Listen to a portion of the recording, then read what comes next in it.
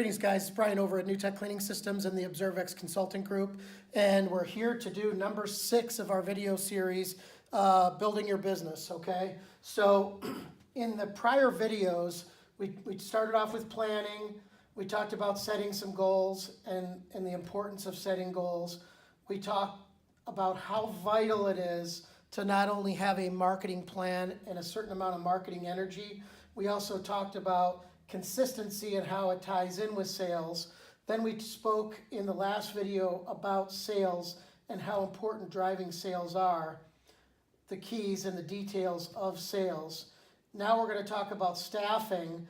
Obviously, as you build your business and you start building sales, you get to that place where you're either an owner-operator, where you're doing everything all by yourself, or you've done your sales and your marketing to a place where you need more help now to do the work. On that note, I get people all the time that prematurely want to run out and hire a bunch of people, not understanding the insurance, the tax, the payroll, ramifications of hiring that person. So I always tell you, when you're small and just starting to build your business, make sure that as you're graduating and you're going from just you to adding that first person, maybe adding the second person, that you're going to have a plan, coming back to this, to increase those numbers. If you're just adding a person to make your life easier and your sales numbers don't go over to cover the payroll, the insurance, the taxes on that person, it'll actually start to hurt you and make it harder on you instead of better.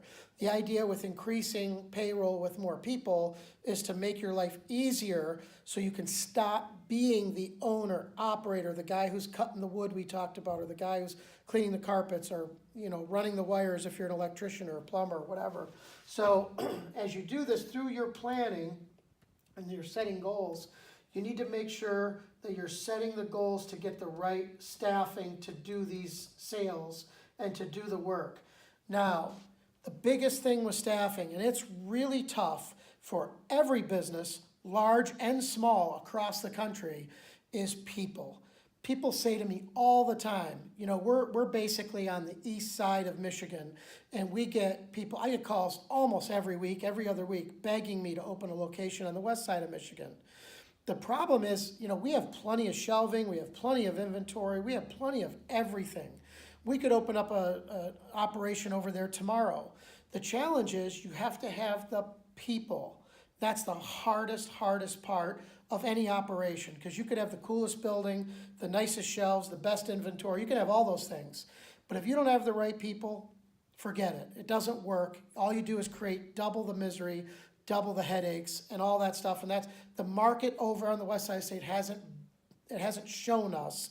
It has not bared enough fruit for us to justify opening that location, which comes to point about hiring the next employee. It's no different. So like, you're hiring the next employee to do the next step of building your business. But in Grand Rapids, Michigan, for us, we can hire that new employee or put up that new location, if you will. The challenge is, if it doesn't bear enough fruit to justify it, all we did was double our stress, double our aggravation, double our worry, double our overhead, double. And did we really double our money? If we're not doubling our money, why are we hiring the next person? Why are we opening the next location? People think bigger is better. Bigger is not always better. In fact, I always challenge people to constantly try not to get bigger as far as physical overhead. Keeping your overhead low and raising your sales is what we call margin. That's the most important part of your business, because with that margin, you can give your employees that deserve it the raises. You can give yourself a raise. You can take the extra vacation because you can afford those extra employees to watch things when they're there. So when you look at payroll and staffing, especially in the services industries, people are really struggling because they want to pay the lower rate because they don't think the person they're going to hire is going to be worth it.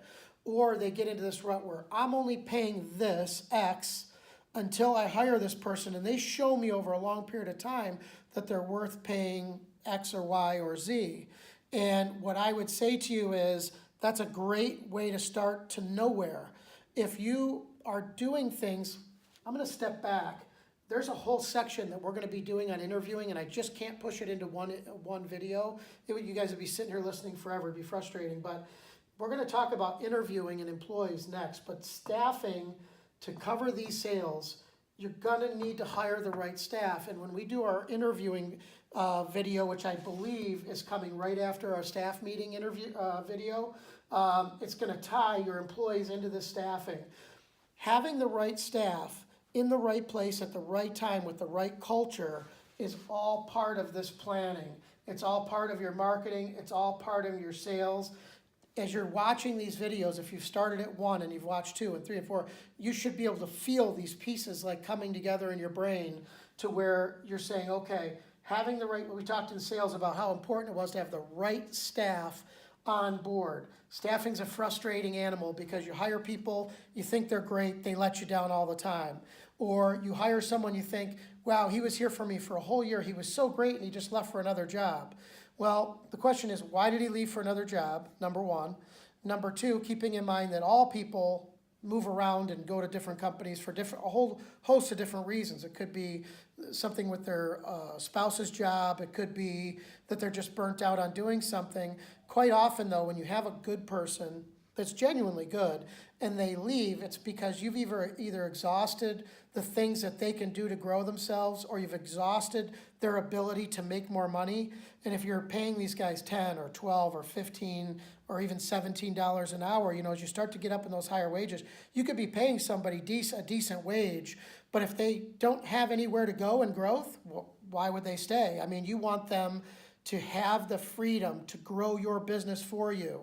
We're going to talk about because that brings us into micromanaging, which we are definitely going to cover in an upcoming video. But this staff, if you want them to stay, you're going to have a real challenge because people naturally leave.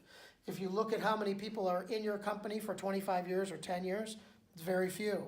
That doesn't make them any of them bad people. It means that life changes, and their life changes too. Maybe this one is going to have a baby. Maybe this one this one that. So staffing is something that you're always doing. There's no such thing as doing staffing now. Oh, I got this great person and I stopped staffing. Staffing is a full-time job. It is a full-time job. It's a full-time thought process, and making sure the right staff is always there. Management by fear is one of the biggest problems that owners and managers have with staffing. We talked in the last video about the guy with the bad attitude, but we hold on to him because he knows how to operate the equipment. He knows how to do the work. Yeah, he's probably not making all my customers happy, but without him, I don't know what I'm gonna do. Well, if you're building this culture, if this guy is not doing his job, you shouldn't manage by fear and worry about what might happen if he's not here. Because if you let him stay here, he's going to keep making you lose customers, and those customers are going to fall off the bus faster and faster, and it won't matter how many you put in the front side. If they've got the wrong attitude, I always use the word coaching whenever we talk about employees, building them, supporting them. You've got to go back and coach that employee, and if he deems not coachable, he's got to go. It's just that simple. It's not personal. It's just complete business, because he's going to destroy the rest of your staff. The rest of these people you're training to do all the right things, that one person will destroy them. So you have to keep positive people, staffing, leading by example. Each person should be really leading by your company's culture. And you are going to have to run ads constantly via, ZipRecruiter or, whatever things you use, Craigslist, whatever things you use to find employees. You're going to have to do that on a regular basis. And just because you have a good staff today doesn't mean that 3 of them could leave tomorrow. And then you're like chasing your tail going, now what? This staffing piece of this should be a part of your business plan as a manager and owner 365 days a year. You should always be prepared for the unknown. Your key employee, God forbid, could get hit by a bus tomorrow, get in a car accident, get hurt to where they can't come back to work for 6 weeks, maybe never. Then what are you going to do? If you don't have a staffing plan in place to help you keep putting these pieces and keeping them gelled together, you will stumble and you'll fall hard, and it'll be bad. So staffing is a very, very important part. So I'm going to end the video right here on staffing, because now we're going to go into staffing with management meetings, which is a piece of this staffing and management puzzle that almost everybody in a small business skips. They just skip it completely. And I'm gonna give you a real example, myself, when, going back 10 and 15 years ago, not 25 years ago, but there's a story that goes with this that we're gonna do in our next video, and you're gonna like it. So I'm gonna end this saying, thanks for watching our video series. I hope that it's helping everybody involved. Just create a thought process for your business. Everybody's business is different. You may not take half of what I'm throwing out at you and use it. You might just pick a piece here and pick a piece there and then plug it into your business.